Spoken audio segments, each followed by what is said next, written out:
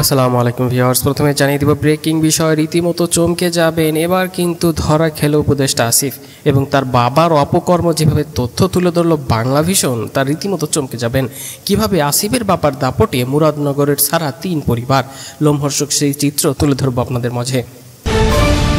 এরপর জানিয়ে দিব ছেলেসহ সালমান এফ রহমানকে 150 কোটি টাকা জরিমানা করা হয়েছে। আরও কি বিষয় উঠে আসলো বিস্তারিত প্রতিবেদনে জানিয়ে দিব। এতক্ষণ শুনছিলেন শিরোনাম, এবার বিস্তারিত। একের পর এক নানা উপকর্মের তথ্য বেরিয়ে আসছে। আসিফ মাহমুদের বাবার দাপটে কি হতে যাচ্ছে 3টি পরিবার, তার লোমহর্ষক তথ্য তুলে ধরতে যাচ্ছে বাংলা ভিশন টেলিভিশন থেকে। কুমিল্লার মুরাদনগর উপজেলার বাংরা বাজারের কড়াই গণতবিতারে গত 3 জুলাই রিক্তা আকারে চোখের সামনে কে কুপিয়ে ও পাথর দিয়ে থিতলি হত্যা করা হয় মা রুবি আক্তার, ভাই সোহেল রানা ও জোনাকিকে। এই ঘটনায় গুরুতর আহত তার ছোট বোন রুমি আক্তার এখন রাজধানীর একটি হাসপাতালে মৃত্যুর সঙ্গে পাঞ্জা লড়ছে। সন্ত্রাসী হামলা থেকে বাদ জানি তার ভাইয়ের 11 মাস বয়সী শিশু রাইসাও। টয়লেটে লুকিয়ে কোনো মতে প্রাণে বাঁচতে পেরেছেন রিক্তা আক্তার ও তার ভাবি মিম আক্তার। কিন্তু ঘটনার পর পলাতক থাকার কথা আসামিদের, অথচ পালিয়ে বেড়াচ্ছে ভুক্তভোগীরা। রিক্তা আক্তার বাংলা ভিশনকে বলে, স্থানীয় চেয়ারম্যান শিমুল বিল্লাল সহ মূল আসামিরা সবাই এখনও বাইরে, পুলিশ তাদের গ্রেফতার করছে না। তারা বাইরে থেকে উল্টো আমাদেরই হত্যার হুমকি দিচ্ছে। তারা বলছে আমাদের পেলেই শত শত টুকরো করে মারবে, তাই আমরা এখন পালিয়ে বেড়াচ্ছি। এ ঘটনায় বাবা বিল্লাল হোসেন, উপদেষ্টা আসিফের বাবা বিল্লাল হোসেন ও শিমুল চেয়ারম্যান সহ দোষীদের বিরুদ্ধে ব্যবস্থা নিতে মামলা করতে গেলে থানা মামলা নেয়নি, কারণ উপদেষ্টা আসিফের বাবার কারণে এই মামলাটা নেওয়া হয়নি। আদালতে মামলা করা হলে সেটিও খারিজ করে দেওয়া হয় বলে অভিযোগ করেন শিখা রানী।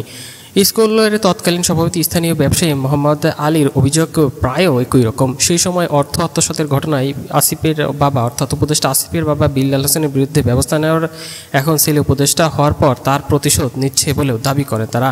মোহাম্মদ আলী বলেন, বিল্লাল হোসেন প্রধান শিক্ষক থাকাকালে সহকারী প্রধান শিক্ষক এবং আমরা অর্থাৎ ম্যানেজিং কমিটির সভাপতি স্বাক্ষর জাল করে 5,25,000 টাকা তুলে নিয়েছিলেন। আমাদের কমিটি এবং শিক্ষা মন্ত্রণালয়ের বারবার তার কাছে হিসাব চাইলে তিনি হিসাব দিতে পারেননি। এসব কারণে তাকে প্রধান শিক্ষকের পদ থেকে অব্যাহতি দেওয়া হয়েছিল। এখন ছেলে উপদেষ্টা হয় পর আমাকে, আমার পরিবারকে শারীরিক, মানসিক ও অর্থনৈতিকভাবে হয়রানি করে আসছে।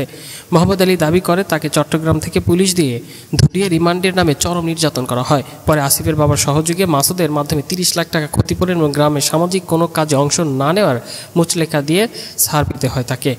এছাড়া উপদেষ্টা আসিফ মাহমুদের বাবা ও তার লোকজন দিয়ে স্থানীয় মাছ চাষি দুলাল চন্দ্রের পুকুর দখল ও গাছ কেটে নেওয়ার অভিযোগ করেছে ওই চাষি।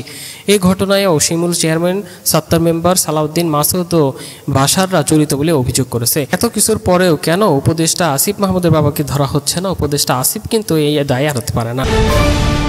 এবার উঠে আসলো ছেলে সহ এবার সালমান এফ রহমানকে 150 কোটি টাকা জরিমানা। ক্ষমতাচ্যুত প্রধানমন্ত্রী শেখ হাসিনার সাবেক উপদেষ্টা এই সালমান এফ রহমানকে 100 কোটি টাকা জরিমানা করেছে Bangladesh security and exchange commission. সেই সাথে তার ছেলেকেও দিয়েছে 50 কোটি টাকা জরিমানা।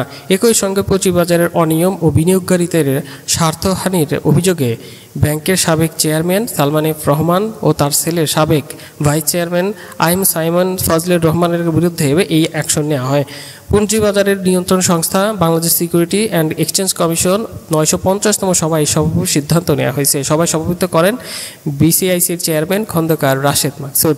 সে সাথে স্পষ্ট করে উঠে আসে আইএফআইসি ব্যাংকের এই সাবেক চেয়ারম্যানের তথ্য, অর্থাৎ এই সালমান এফ রহমানের বিষয়টি, যেখানে তাদের বিরুদ্ধে 100 কোটি টাকা জরিমানা এবং তার ছেলেকে 50 কোটি টাকা সহ 150 কোটি টাকা জরিমানা করা হয়েছে। আইএফসি এর ইনভেস্টমেন্ট লিমিটেডের তৎকালীন সিইও ইমরান আহমেদকে 5 বছরের জন্য পুঁজিবাজারের সব ধরনের কাজ থেকে নিষিদ্ধ করা হয়। ব্যাংকের তৎকালীন ব্যবস্থাপনা পরিচালক শাহ আলম সারোয়ারের বিরুদ্ধে আইনগত ব্যবস্থা নেওয়ার সিদ্ধান্ত নেওয়া হয়েছে বলে জানানো হয়। তবে এই 150 কোটি টাকা কবে নাগাদ পাবে এই জরিমানার টাকাটা, সেটা নিয়ে কোনো তথ্য আসেনি। এবার হুঁশিয়ারি বার্তা উচ্চারণ করল বিএনপির মুখ্য নেতা রুহুল কবির রিজভী। শেখ হাসিনাকে কেন ভারত পুশিন করছে না, এমন প্রশ্ন এবার ছুড়ে দিয়েছেন রিজভী। শেখ হাসিনা সহ সেখানে পালিয়ে যাওয়া আওয়ামী লীগ নেতাদের ভারত কেন পুশিন করছে না, তা নিয়ে প্রশ্ন তুলেছেন বিএনপির এই জ্যেষ্ঠ যুগ্ম মহাসচিব রুহুল কবির রিজভী। রিজভী বলেন, পশ্চিমবঙ্গ ত্রিপুরায় অনেক বাঙালি বাস করে। মুসলিম ধর্মের অনুসারী বলে অনেক বাঙালিকে ইচ্ছামতো জোর করে ঠেলে দিচ্ছে বাংলাদেশে পুশিন করা হচ্ছে। আমাদের জাতীয় পরিচয়, আমরা বাংলাদেশি, আমাদের ভাষা বাংলা, সংস্কৃতিও বাংলা। বাঙালি সংস্কৃতি কিন্তু পশ্চিমবঙ্গ অর্থাৎ ইন্ডিয়াতে বসবাস করা বাঙালি মুসলমান তো অনেক আছে, তাদের জোর করে পুশিন করা হচ্ছে বাংলাদেশে। শেখ হাসিনাও তো বাঙালি মুসলমান, বাংলাদেশের মানুষ, তাকে পুষিন করছে না কেন ভারত, এমন প্রশ্ন ছুড়ে দিয়েছেন এই রুহুল কবির রিজভী। তিনি বলেন, ভারতের নাগরিক হাজার হাজার বছর ধরে সেখানে বসবাস করছে, কিন্তু তারা কেন এই মুসলমান জনসংখ্যাকে শুধুমাত্র বাংলা ভাষায় কথা বলে দেখে তাদের ধাক্কা দিয়ে জোর করে পুষিন করে দিচ্ছে আমাদের দেশে? সরকার কেন তাদের পুশ ব্যাক করছে না, এমনও প্রশ্ন ছুড়ে দেন। এটা হচ্ছে একটা দেশপ্রেমিক এবং জাতীয়তাবাদী সরকারের দায়িত্ব।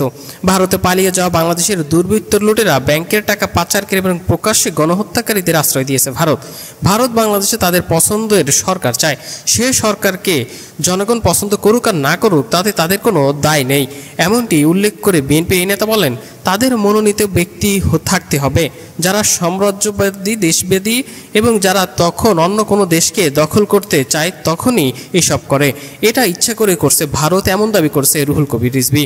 ভারত বাঙালি মুসলমানদেরকে শুধু বাংলা ভাষায় কথা বলে সেই অভিযোগের ভিত্তিতেই মূলত ভারত জোর করে ধাক্কা দিয়ে বাংলাদেশে পুষবিহীন করছে। অন্যদিকে শেখ হাসিনা অন্যতম বাংলাদেশি এবং বাংলাদেশের সাবেক প্রধানমন্ত্রী, তাকে কেন এখনো পুশব্যাক করছে না ভারত, এই জবাব চান রিজভী। কিন্তু ইসলামী আন্দোলন বাংলাদেশ একই বিষয়ে হেঁটেছে। জুলাই সনদের খসড়া ফ্যাসিবাদের দুঃশাসনের চিত্র তুলে ধরা হয়নি। ইসলামী আন্দোলন বাংলাদেশের এমন বার্তা এবার এসেছে। জুলাই সনদের খসড়াকে স্বৈরাচারের প্রতি নমনীয়, আইনি বাধ্যকতাহীন, দুর্বল সনদ বলে উল্লেখ করেছে ইসলামী আন্দোলন বাংলাদেশের মহাসচিব মাওলানা ইউনুস আহমেদ। তিনি স্পষ্ট করে এই তথ্য দেন। তিনি বলেন, জুলাই সনদে পতিত ফ্যাসিবাদের গতবাধা শব্দকে ব্যক্ত করা হয়েছে, ফলে পতিত ফ্যাসিবাদের নির্মমতা, নৃশংসতা ও বিভীষিকাময় দুঃশাসনের চিত্র এই খসড়ায় সনদে নেই। ইসলামী আন্দোলন বাংলাদেশের এই মহাসচিব বলেন, জুলাই সনদের খসড়া একবারের জন্য পতিত ফ্যাসিবাদের মূল হোতা ও অশুভ চক্রের প্রধান শেখ হাসিনার নাম একবারও উল্লেখ করা হয়নি, অথচ পুরো ফ্যাসিবাদ তার নেতৃত্বে নৃশংসতা চালিয়েছে। সম্প্রতি একাধিক প্রমাণিত ফোনালাপে শেখ হাসিনা সরাসরি হত্যার নির্দেশন দিয়েছে, এই বিষয়টা শোনা গেছে। তারপরেও জুলাই সনদে শেখ হাসিনার নাম না থাকা মেনে নেওয়া যায় না, এমন বার্তা উঠে এসেছে। মাওলানা ইউনুস আহমেদ বলেন, জুলাই সনদের ক্ষেত্রে প্রধান চাওয়া ছিল এর আইনি মর্যাদা ও বাধ্যবাধকতা, কিন্তু খসড়া সনদে এই সম্পর্কে কিছুই বলা হয়নি। তাই এই সনদে আদৌ কোনো তাৎপর্য বিষয়ে কোনো কিছু উল্লেখ হয়নি তার। তিনি আরও বলেন, সনদের কোথাও অংশগ্রহণকারীদের মর্যাদা ও নিরাপত্তা নিয়ে কোনো আইনি সুরক্ষাও রাখা হয়নি, ফলে অভ্যন্তরের নায়করা নিরাপত্তায় দীর্ঘমেয়াদী বিপদে পড়ার আশঙ্কাও থেকে যাচ্ছে। অংশ নেওয়ার শক্তি ও পক্ষের উল্লেখ নেই, মাদ্রাসা শিক্ষার্থীদের উল্লেখ নেই, ফ্যাসিবাদের দোসরদের সম্পর্কেও সনদের খসড়া নিশ্চুপ, ফলে স্বৈরাচারের দোসরদের রাজনীতিতে পুনর্বাসন সহজ হবে। ইসলামী আন্দোলন মহাসচিব বলেন, বাংলাদেশে 1.5 দশক স্বৈরতন্ত্রের রাজকাল ছিল এবং সেই বিষয়টা জাতাকলে পিষ্ট হলো তার প্রধান দায় ভারতের, অথচ জুলাই সনদে ভারত নিয়ে রহস্যজনক নীরবতা লক্ষ্য করা যাচ্ছে। সামগ্রিকভাবে খসড়া সনদ খুবই দুর্বল প্রকৃতির হয়েছে, আইনি বাধ্যবাধকতা সহ অপরিহার্য অনেক গুরুত্বপূর্ণ বিষয় বাদ পড়েছে। একই সঙ্গে পতিত স্বৈরাচারের অপকর্ম চিত্রায়নেও ব্যর্থতা ফুটে উঠেছে। সেই সাথে বিপদে পড়বে ভবিষ্যতে থাকা এই ছাত্ররা, এই বিষয়গুলো তুলে ধরা হয়।